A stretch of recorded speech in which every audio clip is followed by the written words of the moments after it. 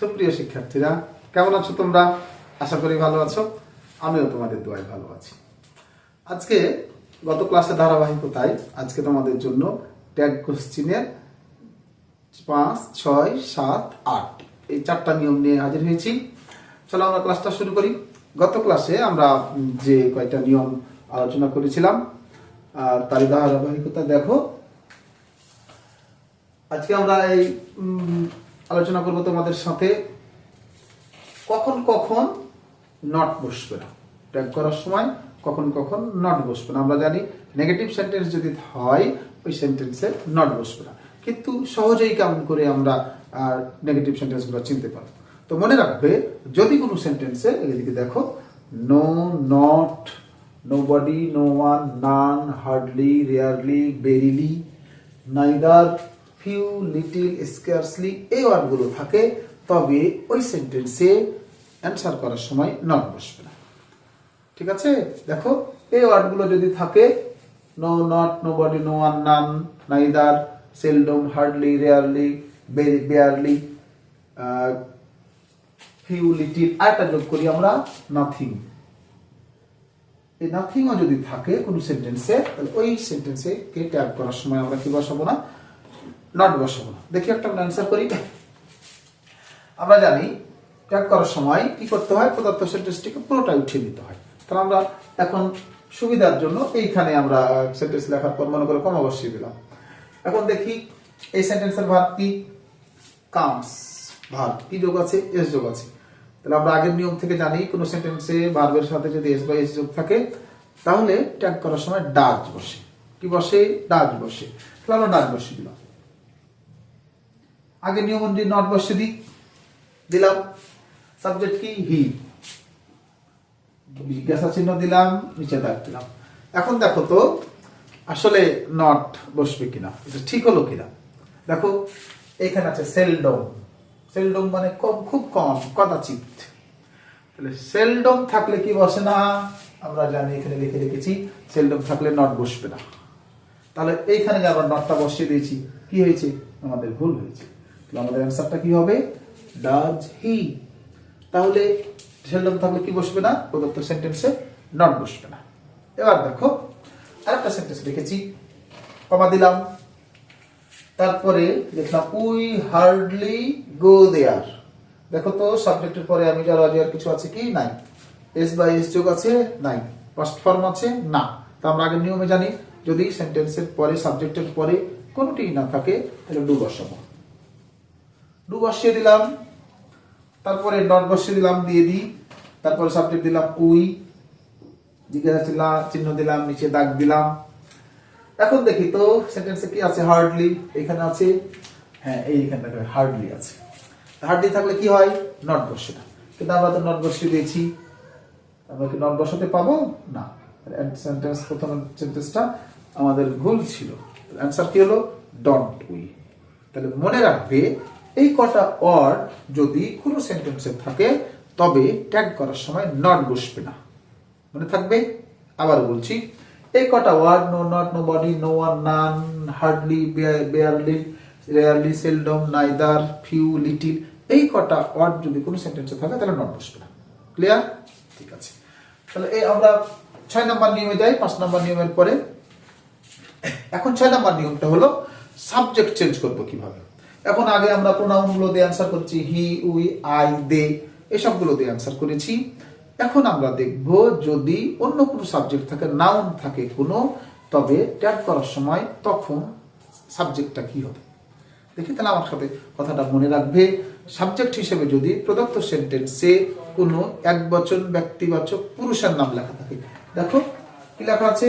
একবচন পুরুষবাচক word যদি থাকে তবে তখন অ্যান্সার করার সময় হি বসাবে। যদি স্ত্রীবাচক নাম থাকে তাহলে সি বসাবে। যদি একবচন প্রাণী বা বস্তুবাচক থাকে তাহলে ইট বসাবে। যদি যে কোনো বহুবচন থাকে, ছেলে হোক, মেয়ে হোক, প্রাণী হোক, বস্তু হোক, বহুবচন যদি থাকে তাহলে কি বসাবে? দে বসাবে। আবার বলি, সাবজেক্টটা যদি একবচন পুরুষবাচক হয় তাহলে হি বসাবে, একবচন স্ত্রীবাচক হয় তাহলে সি বসাবে, একবচন প্রাণী এবং বস্তুবাচক হয় তাহলে ইট বসাবে, আর যে কোনো বহুবচন যদি হয় তাহলে দে বসাবে। এর সাবজেক্টটা পরিবর্তনের নিয়ম। দেখি আমরা কয়েকটা উদাহরণ দিই। 6 নম্বর নিয়মের উদাহরণ দিচ্ছি, দেখো। যদি বলি রানা কল্ড মি, দেখো সাবজেক্ট সেন্টেন্স কি, রানা কল্ড মি। তাহলে আমরা কমা দিলাম, কল্ড পাস্ট আছে তাই ডিড দিলাম, নট না বসানোর মতো কিছু নাই, ওই যে নো নট নেভার এগুলা কিছু নাই, সেজন্য আমরা কি দিলাম, তখন নট ওকে নাই, ওই সেহেতু নট বসিয়ে দিলাম।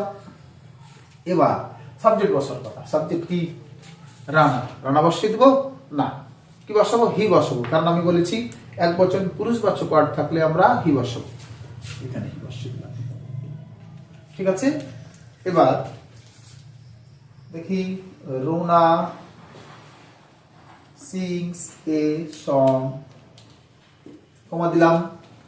তারপরে দেখো ভার্ব কি আছে, এস বাই এস তো আছে, কি বসালাম, ডাজ, নট বসালাম। এবার সাবজেক্ট কি বসাবো, রোনা বসিয়ে দিব না, কি বসাবো, সি বসাবো, কি বসালাম, সি বসালাম। ঠিক আছে। এবার আসছি, the cow is grazing, গরুটি ঘাস খাচ্ছে, কমা দিলাম। আমাদের ইজ আছে, ইজ দিলাম, ছোট করে নট দিলাম। সাবজেক্ট কি দিব, দিকাও, দিকাও বসিয়ে দিব সাবজেক্টের জায়গায় না, আমি তো বলেছি এক বচন যদি প্রাণীবাচক থাকে তার পরিবর্তে আমরা কি বসাবো, ইট বসাবো। ঠিক আছে। এখন যদি উদাহরণ দিই,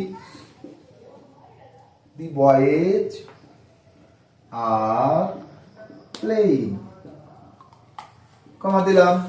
দেখো তো আর আছে কিনা, আর দিলাম, 1 নম্বর নিয়ম অনুযায়ী আর দিলাম, নট দিলাম, নট না বসানোর মতো কিছু নাই, নট দিলাম।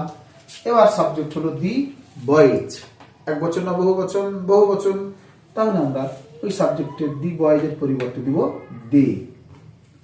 ঠিক আছে। তাহলে আমরা এই নিয়মে শিখলাম কি, যদি কোনো সাবজেক্টে এক বচন পুরুষবাচক অর্থ থাকে ট্যাগ করার সময় হি বসাবো, এক বচন স্ত্রীবাচক সাবজেক্ট থাকে ট্যাগ করার সময় সি বসাবো, যদি প্রাণীবাচক বা বস্তুবাচক এক বচন হওয়া সাবজেক্ট থাকে তাহলে ইট বসাবো, আর যদি বহুবচন সাবজেক্ট থাকে তাহলে কি বসাবো, দে বসাবো। বাদ বাকি অন্য নিয়মগুলো ঠিক থাকবে। ঠিক আছে। পরের নিয়মে আমরা যাব। এই নিয়মটা এখন যে আমি নিয়মটা পড়বো, এই নিয়মটা একটু তোমাকে কষ্ট দিবে, একটু ভোগাবে। কি ভোগাবে দেখো, যদি কোনো সেন্টেন্সে, দেখো যদি কোনো সেন্টেন্সে আমরা নিয়মটা একটু লিখি, everybody, everyone, somebody, someone, nobody, no one, none. Everybody, everyone, somebody, someone, nobody, no one, none. যদি কোনো সেন্টেন্স থাকে সাবজেক্ট হিসেবে যদি থাকে তবে ট্যাগ করার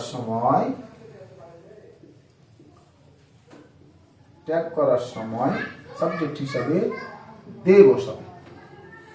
কি বসাবো, দে বসাবো। আবার বলি, কি বসাবো, দে বসাবো, সাবজেক্ট হিসেবে দে বসাবো।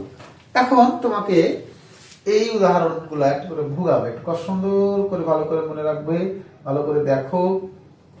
এভরিবডি লাভস ফ্লাওয়ার, কি বললাম, এভরিবডি লাভস ফ্লাওয়ার। এই সেন্টেন্সটা অ্যান্সার করার আগে তোমাকে একটু জিনিস টাচ দিয়ে রাখি, এটা অবশ্যই মনে রাখবে যে দে এর সাথে কোনোদিন কখনো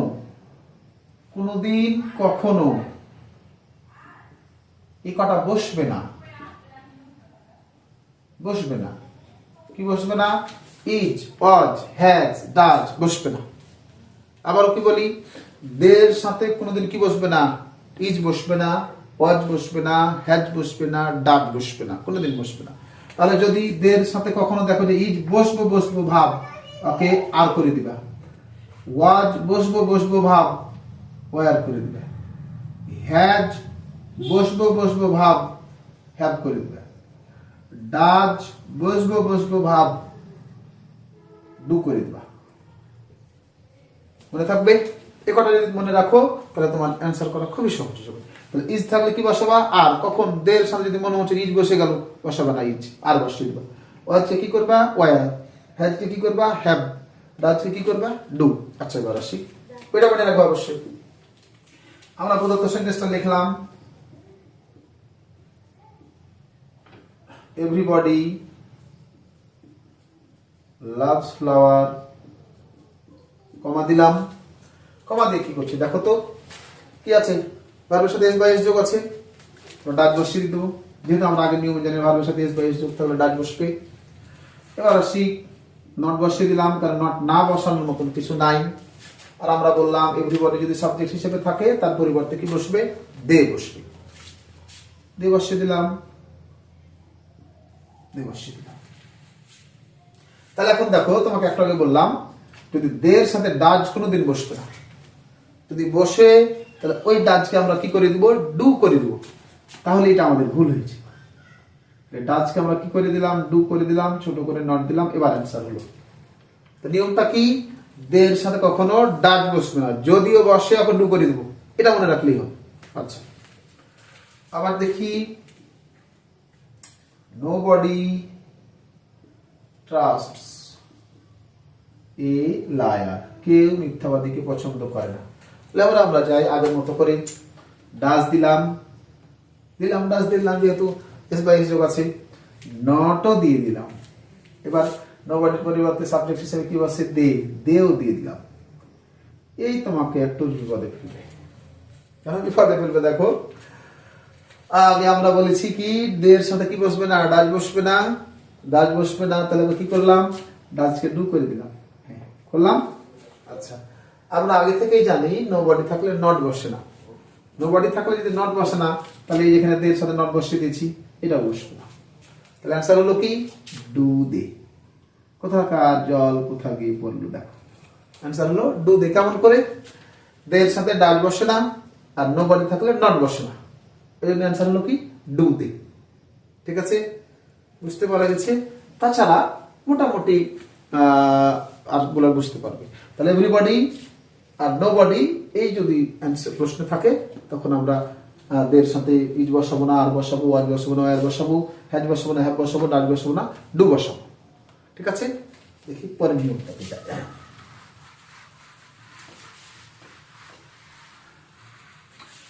পরের নিয়মটা হলো, দেখো ইন্টারেস্টিং, যদি কোনো সেন্টেন্স এ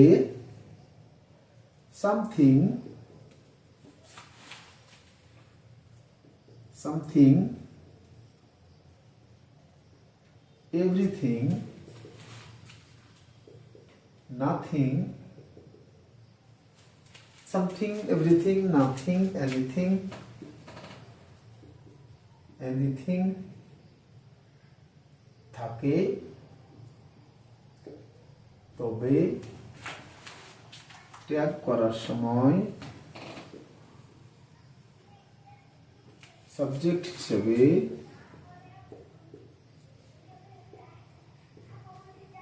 ইট বসবে। কি বসবে? ইট বসবে। সামথিং, এভরিথিং, নাথিং, এনিথিং, তাহলে ইট বসবে। তাহলে দেখি আমরা উদাহরণ দেখি একটা, এভরিথিং ইজ ওকে।